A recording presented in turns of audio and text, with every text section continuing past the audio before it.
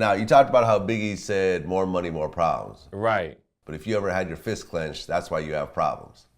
When I look at that video, yeah. That's how success is supposed to be spread around? Success is supposed to be spread around. From hustlers to people who get money, I've heard them say about more money, more problems, issues. My definition of success is that when you get successful and your money is right, you take care of people. You got to be built a certain way. They got to be in your DNA to love and to look out for people, because there's a lot of people who have money that won't look out for people.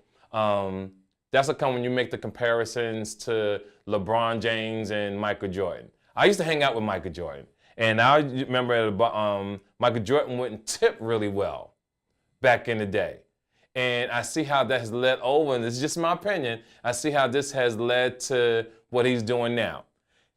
Instead of him, to me, taking money and being an activist for Afro-American men, he puts Afro-American men, women, Caucasian in jeopardy because the way they sell the shoes. Because when people buy the shoes, people wait for some of these people and kill them and take their sneakers and kill them. And I think there should be either put more shoes out that everybody can buy the pair of shoes, but they only put a certain amount out that you can get the shoe, and that causes issues with people on the street who want the same shoes, so they'll try to kill you. Then you got Michael Jordan, who will set you up to kill somebody to get the sneaker, but he's also a huge investor in prisons across America. Some of these prisons are public corporations. You can buy stock. Like, yes, I can invest in prisons if I want to. I don't, but it's publicly available on the stock market. Here's the thing about life to me, and I always tell this to people. Even though we have a black president, I truly wish Obama was from the hood and was a black president. And let me explain to you what I mean. There's a lot of things he's done to his point for the black community, but if he truly would have been from the hood, I mean really from the hood and made it president, is a lot more he would have done to protect Afro-American men in these cities across the country, because we need someone of his power to look out for them. See, when they talk about gun control, when they talk about all this shit would never be solved, ever.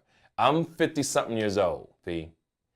I don't know how old you are, but you know damn well they've been talking the same fucking song since we were in high school. Same song. There's nothing you can do to any young man that wakes up in the morning and goes finds a gun and go kill anybody. There's nothing you can do. There's no way they can protect you if you walked into Starbucks. There's no way they can protect you if you walk into a dance club. All you can do is, for the people listening, is stop taking a weak way out in life and find someone to talk to. But going getting a gun, shoot innocent people for no fucking reason is just fucking ludicrous. Okay, so how much do you hang with Michael Jordan? I hung out with Michael Jordan for a long time back in the 90s. When you say he was cheap when he was tipping, like what, 10%? No, let's say if the bill was $1,000, he'll give $20 or $50.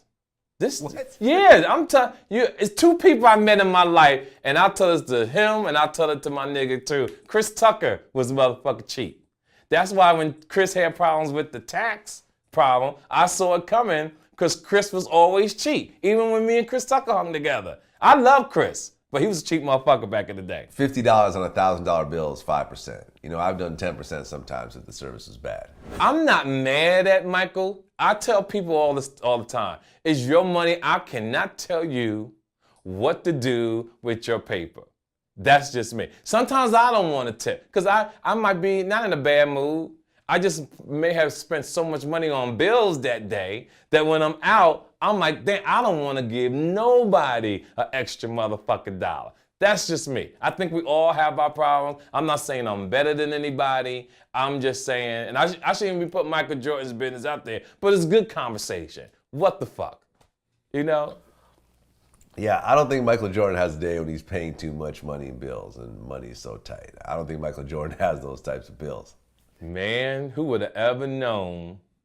The guy from Nike told me last week that Michael Jordan made more money last year off the Air Jordan than he did his whole entire career as an NBA basketball player. You know, to be fair, Michael Jordan does not determine how many shoes get Right. painted. You know, it's really up to the president of Nike, Mark Parker, although Michael's opinion does have a lot of weight. That's my point. All I want to do, if we could save one life by doing it the right way, that's all I'm saying. Let's save one life, because our Afro-American men is dying like crazy, and they don't get it. We'll kill each other. They'll kill each other in a heartbeat. Police surround the house, and you come outside with the cops on you and lay down. You won't take a shot at their ass, but you'll shoot a black person immediately. And this is where it all got to stop. Just like with the Ferguson, you know, when you talk about Black Lives Matter, I was talking about this in my act. The young man should have had money when he walked into that motherfucking store. You ain't got $5, $6 to pay for Snickers, a bag of chips. Motherfucker, don't go in the store. Do you understand what I'm saying? The boy went in, took something that didn't belong to him. This shit started because the boy didn't pay his bill. Just like the gentleman who got shot in the back, I think in North Carolina. All he had was a motherfucking problem with his driver's license. And he got out of the car, took off running. And I tell anybody, when you over 40, you don't run straight when the cops is shooting at you. You weave, motherfucker. Okay, so apart from the cheap tipping with Michael Jordan, what are some of the other like standout stories? Women love that motherfucker. Yeah? Oh, yeah. Women love Michael Jordan. Other than that, phenomenal guy. And like, again, we got to say this now because of what I'm dealing with in the world. I'm not hating on Michael Jordan. I'm just telling people my journey and stories I know about people and what I've seen. Michael Jordan is one of the richest men in the world. When I was rolling with him, he still was rich, but the motherfucker was tight. That's what we used to say back in the day. Motherfucker, you tight. They say cheap now. Back in the day, like, you tight. But other than that, phenomenal guy. And you already know, one of the greatest ball players ever in the game. So, you know, he always took care of me. They all took care of me. Mike Tyson, all of them good friends of mine. What's the craziest Mike Tyson story? The crazy Mike Tyson story to me is that when Mike was fighting and he bought $1 million watch and I was with him. And then he took me to Madonna's house. He came up in my neighborhood with a Lamborghini with the doors that came up on Robinson Boulevard in Beverly Hills. That's where I used to live. And we all went together. So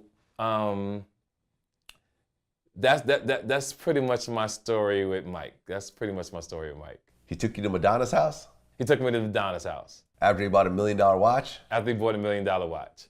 And me and Mike still tight to this day too.